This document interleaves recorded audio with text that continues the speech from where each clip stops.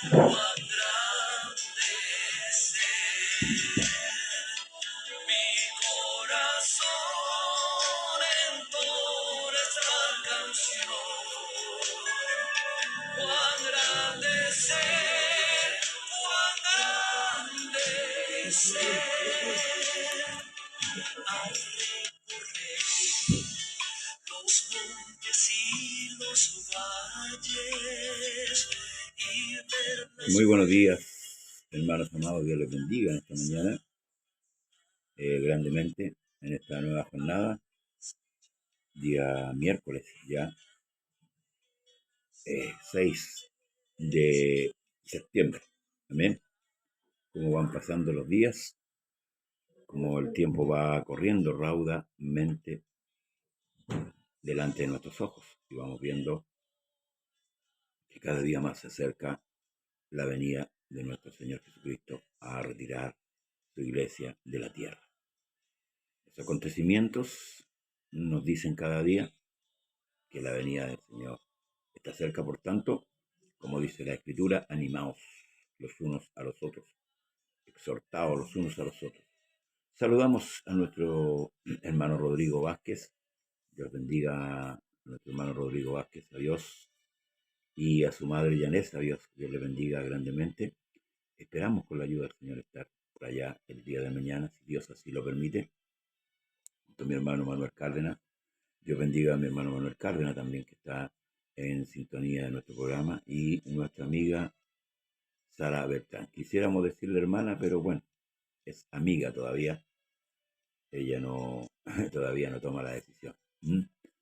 Nuestro amigo, aleluya, y amigas y amigos que día a día nos sintonizan, un gran abrazo para cada uno de ustedes en este nuevo día que Dios nos concede.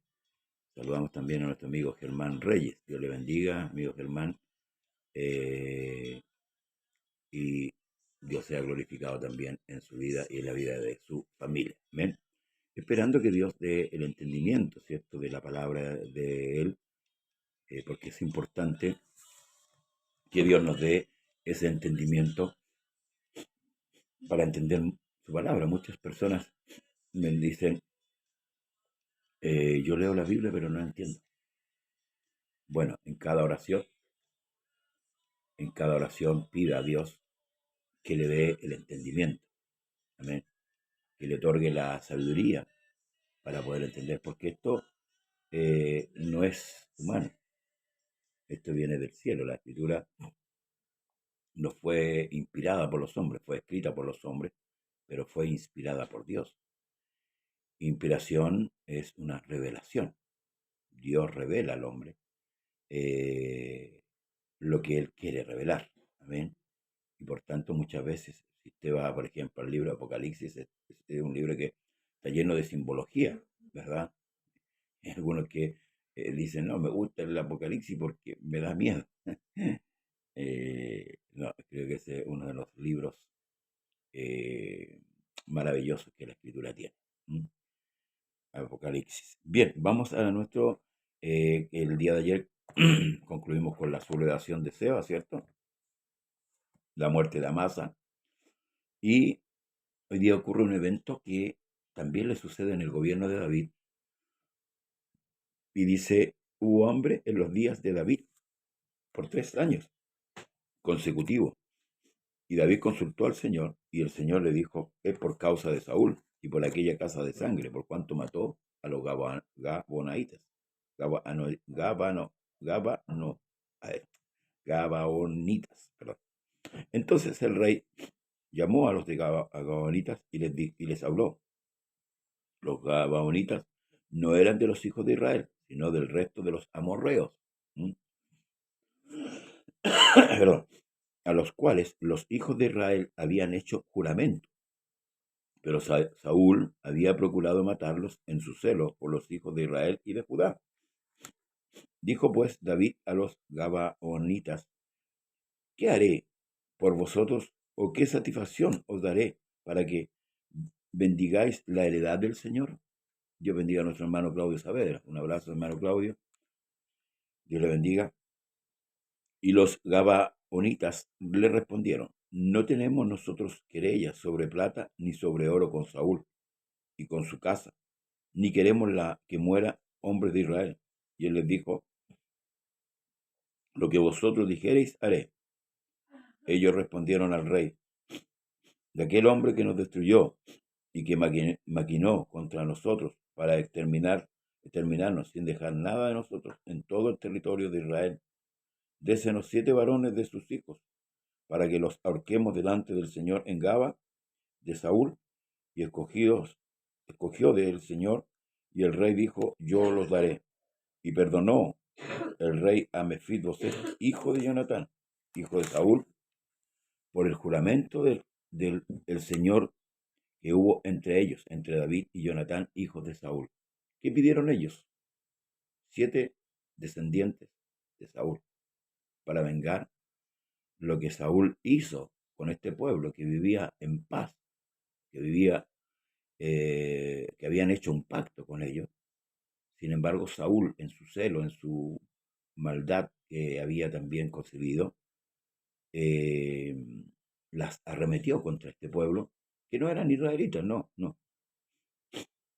eran de los descendientes de los amorreos, que si usted bien recuerda, los amorreos era un pueblo que estaba en ese tiempo cuando Israel venía de Egipto.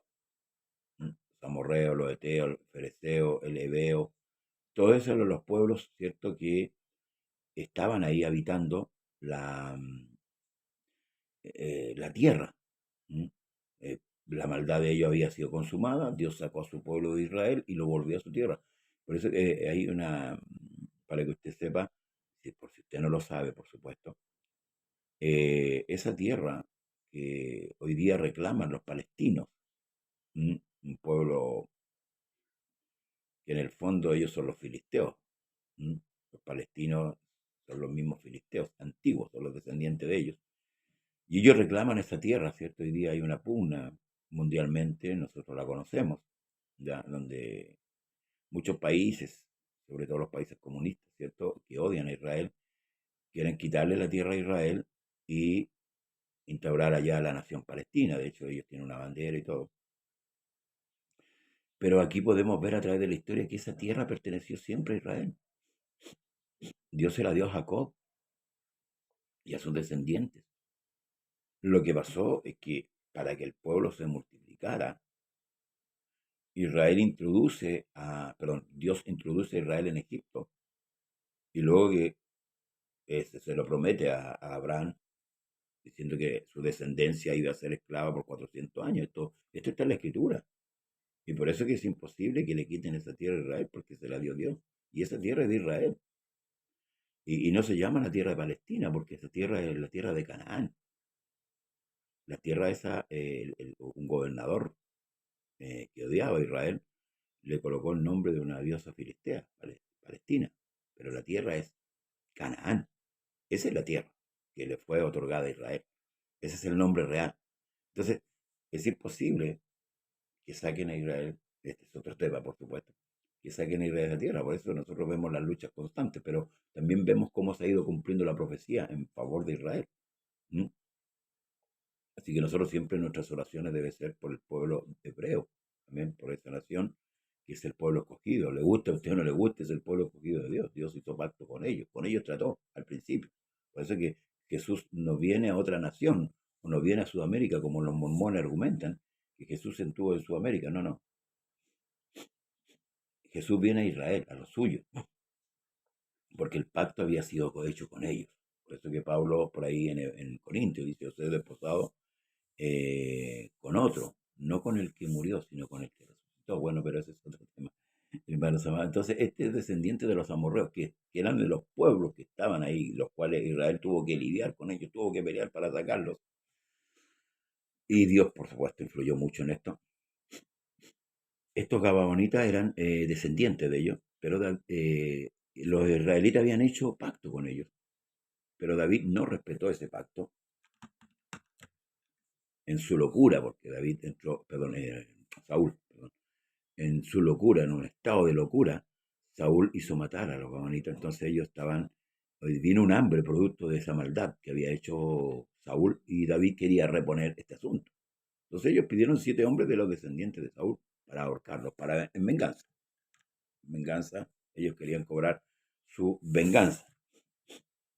Pero dice, pero tomó el rey a 2 hijos de Rispa, hijo de Aja, los cuales ella había tenido de Saúl, Armoni y Mefit Boset, y a 5 hijos de Mical, hija de Saúl, en las cuales ella había tenido de Adriel, hijo de Barzilai, Meolaita, y los entregó en manos de los gabaonitas, y ellos los ahorcaron en el monte delante del Señor.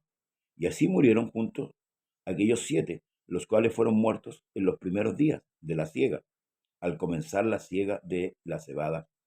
Entonces Rispa, hija de Aja, tomó una tela de silicio y la tendió para sí sobre el peñasco desde el principio de la siega hasta que llovió sobre ella agua del cielo, y no dejó que ningún ave del cielo se posase sobre ellos de día, ni fieras del campo de noche. Y fue dicho a David lo que hacía Rispa, hija de Aja, concubina de Saúl. Entonces David fue y tomó los huesos de Saúl y los huesos de Jonatán, su hijo, y de los hombres de Jabes de Galaad, que los habían hurtado de la plaza de Bet-San, donde los habían colgado los filisteos, cuando los filisteos mataron a Saúl en Gilboa, e hizo llevar de allí los huesos de Saúl y los huesos de Jonatán, su hijo, y recogieron también los huesos de los ahorcados, y sepultaron los huesos de Saúl y los de su hijo Jonatán en tierra de Benjamín, en Sela, en el sepulcro de Cis, su padre, e hicieron todo lo que el rey había mandado, y Dios fue propicio a la tierra después de esto. Amén. Volvieron los filisteos a hacer la guerra a Israel, y descendió David y sus siervos con él, y pelearon con los filisteos, y David se cansó. Ya David ya no era el hombre fuerte, amén, el hombre aguerrido que era, porque los años ya habían pasado, ciertamente, como lo sucede a todos los mortales en esta tierra, que venidos los años empezamos a pintar canas, empezamos a ya no tener la fuerza que teníamos al principio. Por eso que Eclesiastés dice, acuérdate de tu Creador en los días de tu juventud, antes que pasen los años y vengan los días malos en los cuales diga, no tengo en ellos contentamiento. Por eso aconsejamos a toda criatura humana, ¿cierto?, a convertirse al Señor, porque después van a venir los años malos. La juventud va a pasar, va a venir la madurez y va a venir luego la vejez, donde usted sabe lo que empieza a suceder. Yo esto no se usaba, hoy día tengo que usarlo porque la vista ya no me acompaña, el pelo se cae, la cara se arruga, por mucho que se la estiren, ¿cierto? Por mucho que vayan y paguen, se arruga igual. Ya la fuerza no es la misma, ya no corremos con la misma fuerza, por mucho que hagamos ejercicio. Entonces, hermanos, debemos acordarnos antes de. Este es un comercial más que nada. Usted que no tiene a Cristo, venga a Cristo. Amén. No termine sus años, escuche bien, lejos del Señor, porque eso no es bueno para su alma. E Isbi Benot, uno de los descendientes de los gigantes, cuya lanza pesaba 300 siclos de bronce, y quien estaba ceñido con una espada nueva, trató de matar a David. Mas Abisai, hijo de Sarbia, llegó en su ayuda e hirió al filisteo y lo mató.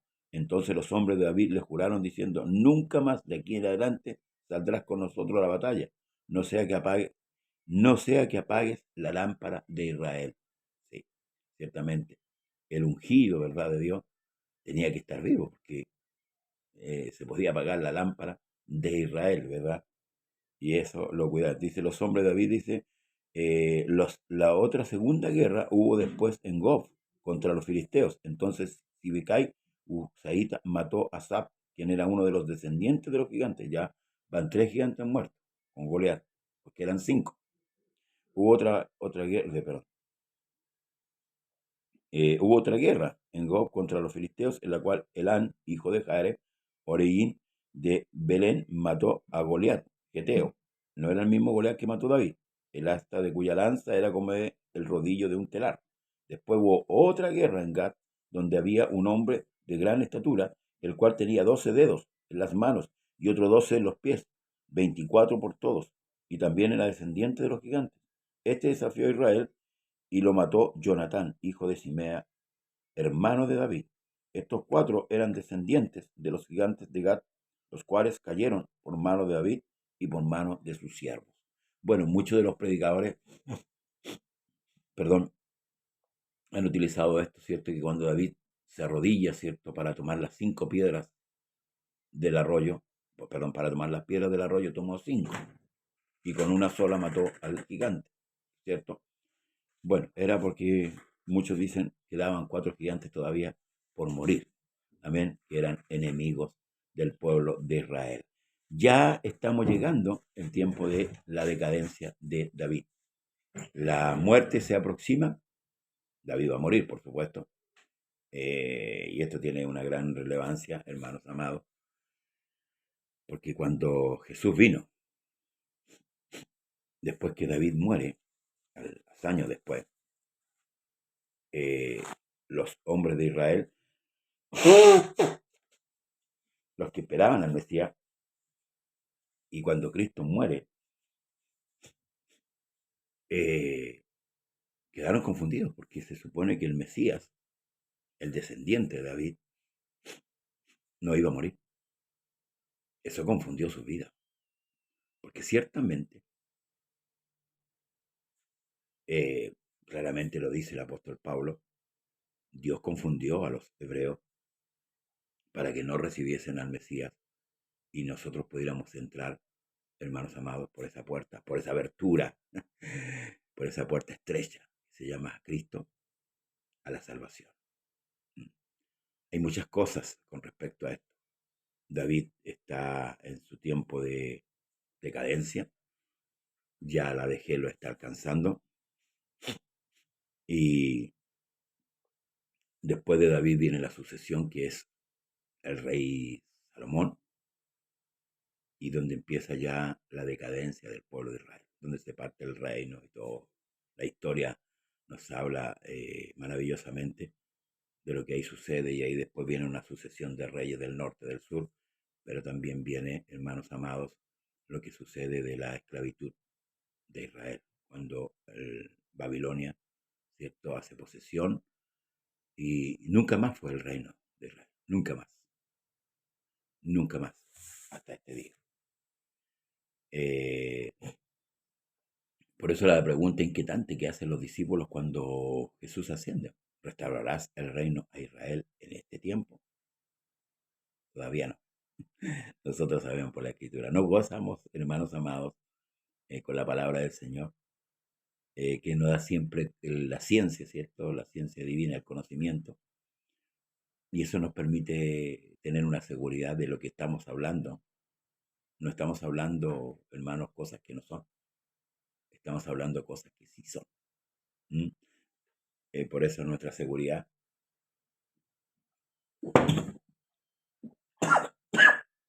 Perdón. Nuestra seguridad para con lo que decimos y para con lo que creemos. El día de mañana terminamos ya. Nos quedan, perdón, nos quedan varios capítulos de la historia.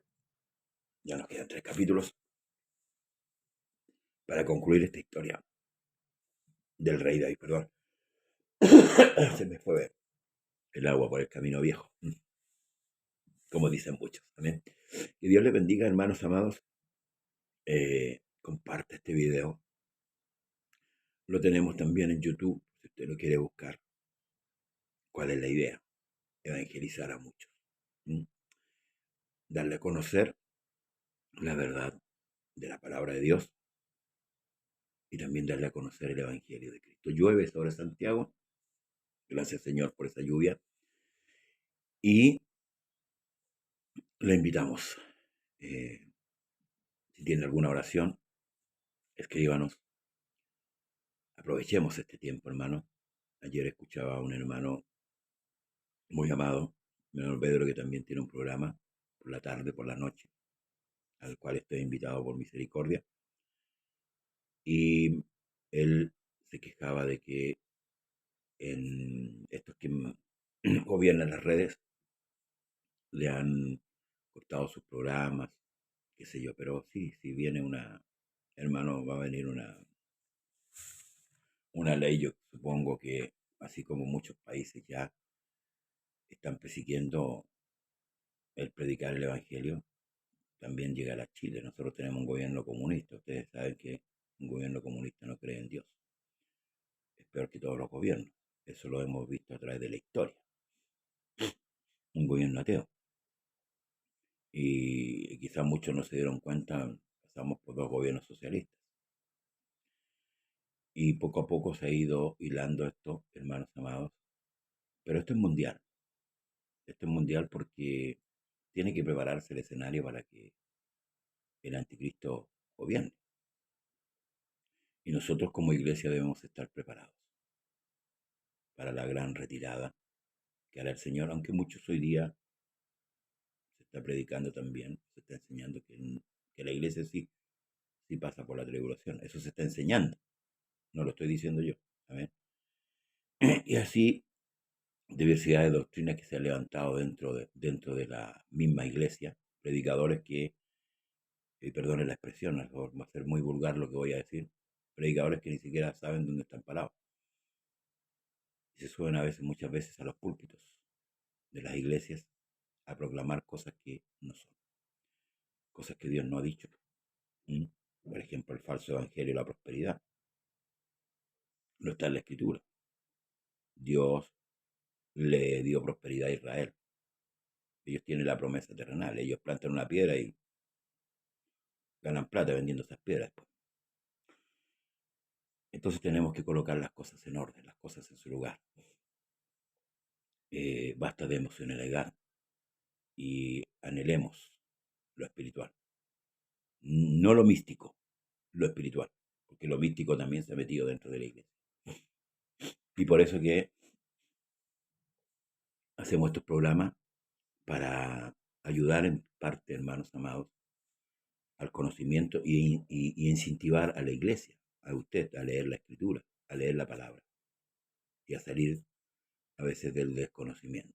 No voy a ocupar la palabra ignorancia porque muchos se ofenden cuando digo la palabra ignorancia, del desconocimiento. Mi pueblo fue destruido porque le faltó el conocimiento.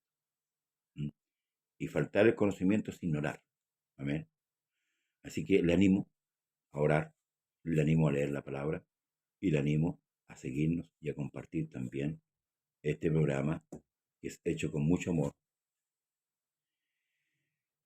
para usted y para todos los que, hermanos, aman a Dios. Un abrazo, un saludo en el nombre de Jesucristo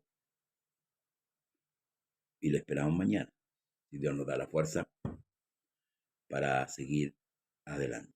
Amén. Paz de Jesús. A ver, voy a concluir con esta ayuda o cooperación antes de ir. Marcos 16, 16. El que creyere y fuere bautizado será salvo, mas el que no creyere será condenado. ¿Sí? Ciertamente es así, hermano Claudio. Pero para que crean, hay que predicar el Evangelio. ¿Amén? Yo no predico el Evangelio, el bautismo, como dijo Pablo. No me envió Cristo a bautizar, sino a predicar.